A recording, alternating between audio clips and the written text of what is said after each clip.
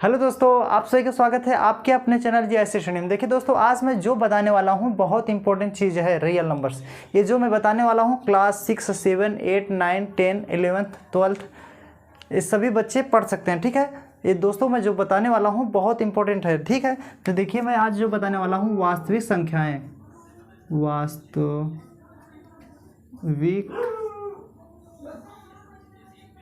संख्याएँ।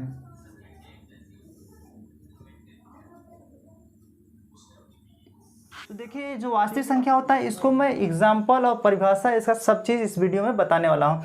ये पूरा जो है बहुत ही निचोड़ बताएंगे इस वीडियो में। ठीक है, तो देखिए वास्तविक संख्या जो होता है दोस्तों, ये आपका दो भागों में बटा हुआ है। ठीक है, तो पहला भाग जो है वास्तविक संख्या किसे कहते हैं? परिमेय संख्या, परिमेय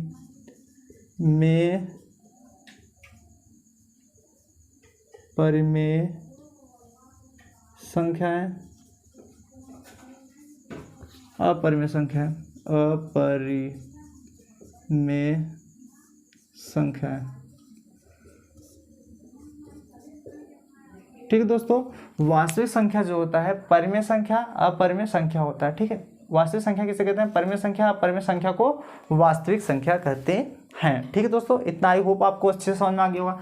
परिमेय संख्या का मतलब होता है P/Q के रूप में होना चाहिए। परिमेय संख्या जो होता है P/Q के रूप में होना चाहिए। अपरिमेय संख्या जो होता है P/Q के रूप में नहीं रहना चाहिए। ठीक है, परिमेय संख्या का मतलब होता है जैसे 2/3, 22/7। ठीक है, और भी ले सकते हैं 5/7, 6/7। ये सभी क्या है? परिमेय संख्या है। ठीक है, परिमेय संख्या का मतलब P/Q के रूप में रहना चाहिए। अगर 5 हो जाएगा इसके बटे 1 मान सकते हैं ना, तो ये सभी क्या है? परिमेय संख्या है। ठीक है, अपरिमेय संख्या का में क्या हो जाएगा, मैंने एग्जाम्पल बताया है। इतना आई होप आपको अच्छे से समझ में आ गया होगा दोस्तों। अपरिमेय संख्या क्या होता है? जैसे अंडर में 2, अंडर में 5, अंडर में 7। ठीक है, और इसका पाई बराबर 22/7 होता है। तो ये जो पाई बराबर 22/7 होता है ये आपका अपरिमेय है। यहाँ पे मैंने 22/7 लिखा है तो अलग से है ना, 22/7 है तो ये आपका परिमेय होगा। और पाई बराबर 22/7 जो होता है ये अपरिमेय होता है। ठीक है दोस्तों, और इसमें जैसे अंडर में 13 ले लीजिए, अंडर में 15, ये सभी क्या है? अपरिमेय संख्या है। ये बहुत सारी संख्या हो जाएगा। ठीक है दोस्तों, इतना आई होप आपको अच्छे से समझ में आ गया होगा। अब देखिए इसके आगे बढ़ते हैं। परिमेय संख्या जो होता है ये भी आपका दो भागों में बटा हुआ है। ठीक है, तो इसमें देखिए पूर्णांक संख्या है, पूर्णांक संख्याएं।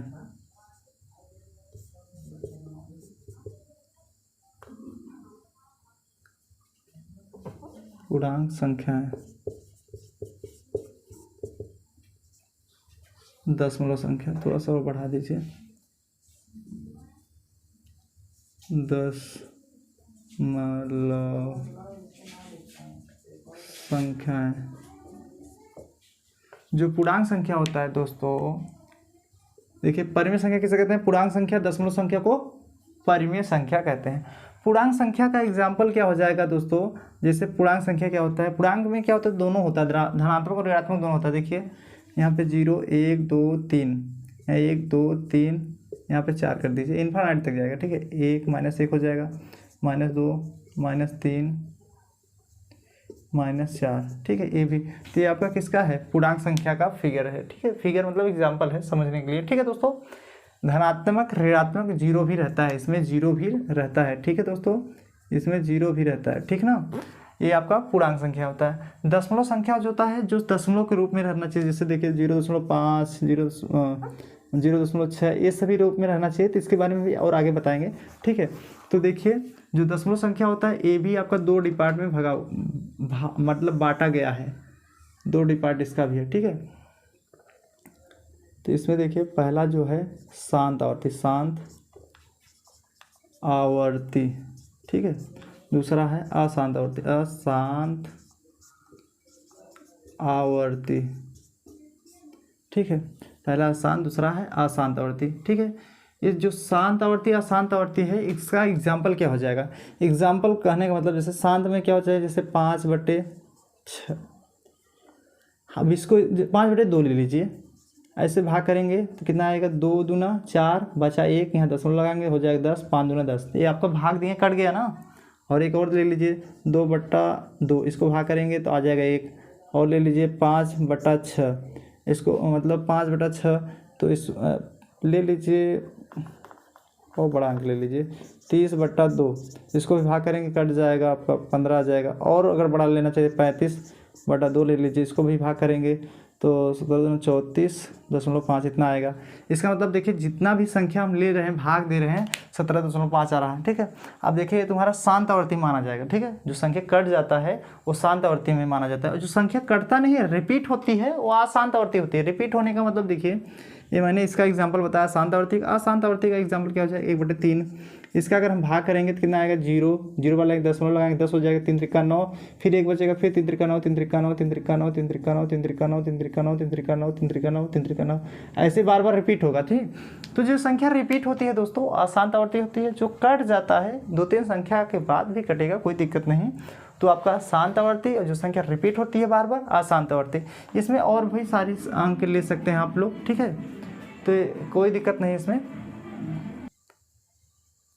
अब देखिए जो पूर्णांक संख्या होता है ये भी आपको 2 भागों में बांटा गया है, देखिए ऐसे, ठीक है। पहला है, आई होप ये शांत आवर्ती या शांत आवर्ती समझ में आया होगा। अब देखिए मैं पूर्णांक संख्या जो बताने वाला हूँ, पूर्णांक संख्या जो होता है ये भी दो भागों में बांटा गया है। देखिए पूर्णांक संख्या जो होता है, पहला है ऋणात्मक संख्या, ऋणात्मक संख्याएं, ठीक है। दूसरा है पूर्ण संख्या, पूर्ण संख्याएं, ठीक है। इसमें ऋणात्मक संख्या पूर्ण संख्या को पूर्णांक संख्या कहते हैं, ठीक दोस्तों। ऋणात्मक संख्या पूर्ण संख्या को पूर्णांक संख्या। ऋणात्मक संख्या क्या होता है, 0 से लिया जाता है। ऋणात्मक में क्या होता है, यहाँ पे 0 से लिया जाता है, एक आपका क्या हो जाएगा, पूर्णांक हो जाएगा, पूर्णांक मतलब पूर्ण संख्या हो जाता है, पूर्ण संख्या। 0 से इसमें लिया जाता है पूर्ण संख्या में, ठीक है दोस्तों। यहाँ पे मैं नीचे बता दे रहा हूँ एग्जाम्पल भी।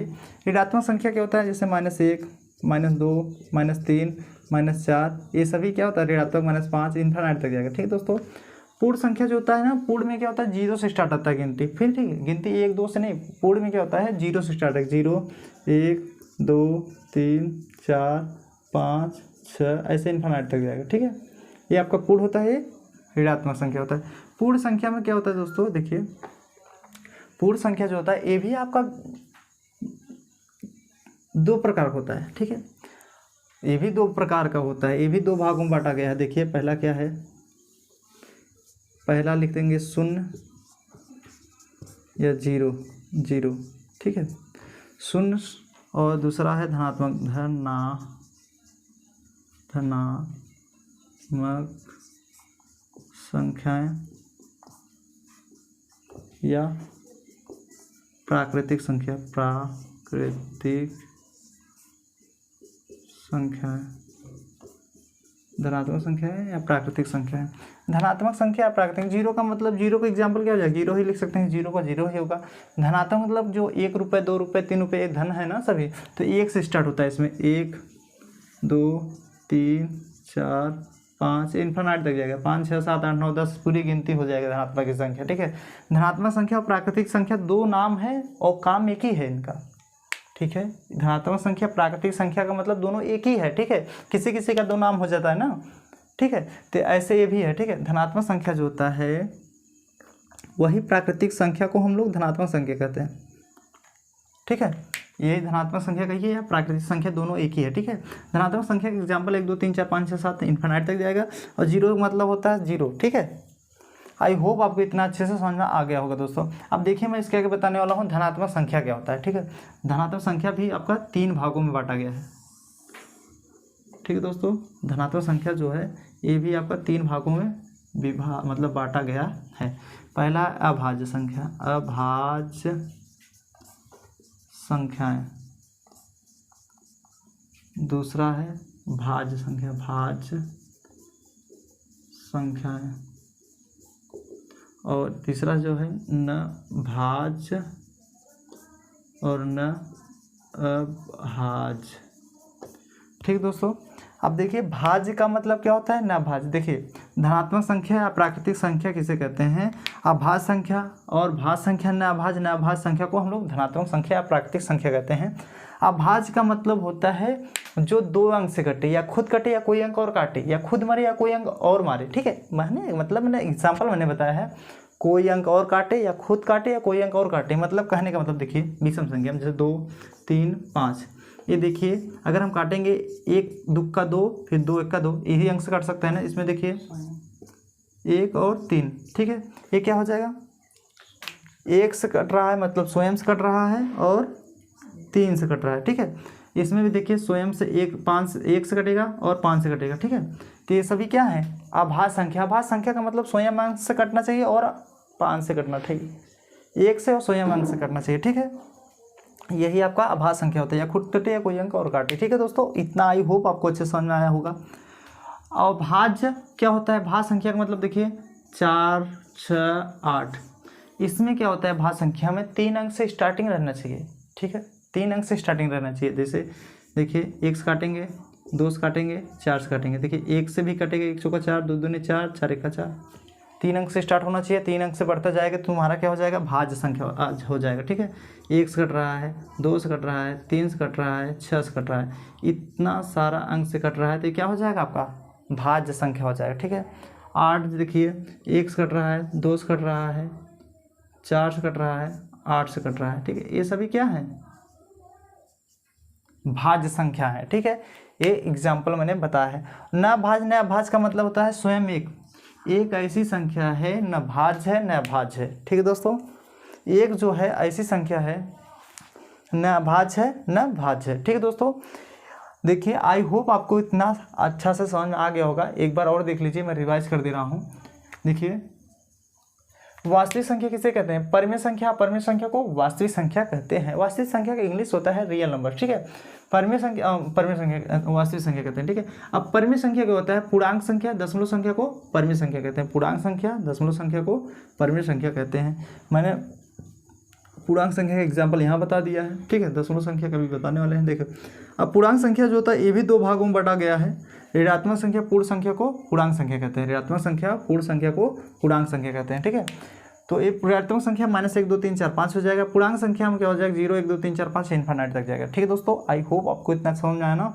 अब देखिए इसके आगे दशमलव संख्या क्या होता है, शांत आवर्ती। अशांत आवर्ती को दशमलव संख्या कहते हैं। शांत का मतलब जो होता है पूरा कट जाना चाहिए, अच्छे से कट जाना चाहिए, रिवीज मतलब संख्या रिपीट नहीं होनी चाहिए। ठीक है, अशांत आवर्ती में क्या होती है, संख्या रिपीट होती है दोस्तों, जो कट जाएगा कटेगा। ठीक है, इसमें रिपीट होती है, जो भी संख्या रिपीट होती है वो अशांत आवर्ती होती है। रिपीट ऐसे भी हो सकता है 0.1 2 3 फिर 1 2 3 1 2 3 ऐसे भी रिपीट हो सकता है। ठीक है, ये क्या हो जाएगा आपका अशांत आवर्ती। ठीक है, इसीलिए मैं बता दे रहा हूँ। ठीक है, आई होप आपको इतना समझ में आ गया होगा। अब देखिए जो पूर्ण संख्या होता है, मैंने बताया पूर्णांक संख्या, ऋणात्मक संख्या, पूर्ण संख्या। पूर्ण संख्या क्या होता है, ये आपका 2 भाग में ये भी बांटा गया है, शून्य संख्या, धनात्मक या प्राकृतिक। अब सोचेंगे 3 नाम कहाँ से गया, धनात्मक, शून्य, धनात्मक या प्राकृतिक। ये जो धनात्मक संख्या दिख रहा है आपका और ये प्राकृतिक संख्या दोनों एक ही हैं, नाम अलग अलग है। ठीक है, दोनों का काम एक ही है।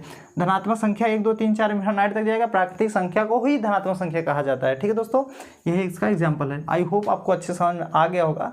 अब देखिए धनात्मक या प्राकृतिक संख्या क्या होता है, ये आपका 3 भागों में बांटा गया है, विभाज्य है। देखिए अभाज्य संख्या, भाज्य संख्या, न भाज्य न अभाज्य संख्या को हम लोग धनात्मक या प्राकृतिक संख्या कहते हैं। अभाज्य संख्या का मतलब होता है जो स्वयं अंक से कटे और 1 से कटे। ठीक है, ये क्या हो जाएगा आपका अभाज्य संख्या हो जाएगा। अभाज्य संख्या का मतलब जो स्वयं से भी कटे और किसी और अंक से भी कटे और खुद से भी कटे, मतलब और किसी अंक से, 3 अंक से स्टार्ट होना चाहिए उसमें। ठीक है, और न अभाज्य, न अभाज्य का मतलब होता है स्वयं एक, यही आपका क्या होता है भाज्य। अब न अभाज्य न अभाज्य स्वयं एक होता है। ठीक है, आई होप आपको इतना अच्छे समझ में आ गया होगा। ले लीजिए इसका स्क्रीनशॉट, आई होप ले लिए होंगे दोस्तों। अब देखिए मैं बता दे रहा हूँ सम संख्या क्या होता है। सम यहाँ लिख दे रहे हैं, सम संख्या, सम होता है 2 4 6 8 10 12 14 ऐसे बढ़ता जाएगा। ठीक है दोस्तों, ये आपका सम संख्या होता है। विषम क्या होता है यहाँ बता दे रहे हैं, विषम संख्या। तो विषम होता है 1 3 5 7 9 ऐसे इनफाइनाइट तक जाएगा। ठीक है, सम का मतलब होता है 2, 4, 6, 8, 10, ठीक है। विषम का मतलब होता है 1, 3, 5, 7 ऐसे इन्फिनिटी तक जाएगा, ठीक है दोस्तों। आई होप ये सम विषम आपको अच्छे से समझ में आ गया होगा, ठीक है। अब देखिए मैं बता दे रहा हूँ आरोही क्रम अवरोही क्रम। देखिए यहाँ बता दे रहा हूँ आरोही क्रम, आरोही क्रम अवरोही क्रम, अवरोही क्रम। देखिए आरोही क्रम का मतलब होता है क्रम बाय क्रम, जैसे 1, 2, 3, 4, 5 ऐसे इन्फिनिटी तक जाएगा, ठीक है। और अवरोही में क्या होता है 100, 99, 98, 97 ऐसे घटता जाएगा। और वह शब्द आ गया मतलब उल्टा गिनती होगा, ठीक है। और अवरोही का मतलब होता है 1, 2, 3, 4 गिनती वर्ड, ठीक है। आरोही अवरोही समझ में आ गया होगा, सम विषम समझ में आ गया होगा, इसको भी लिख लीजिएगा दोस्तों, ठीक है। अब देखिए मैं बता दे रहा हूँ योज्य प्रतिलोम क्या होता है, गुणन प्रतिलोम क्या होता है। तो यहाँ मैं बता दे रहा हूँ, देखिए A/B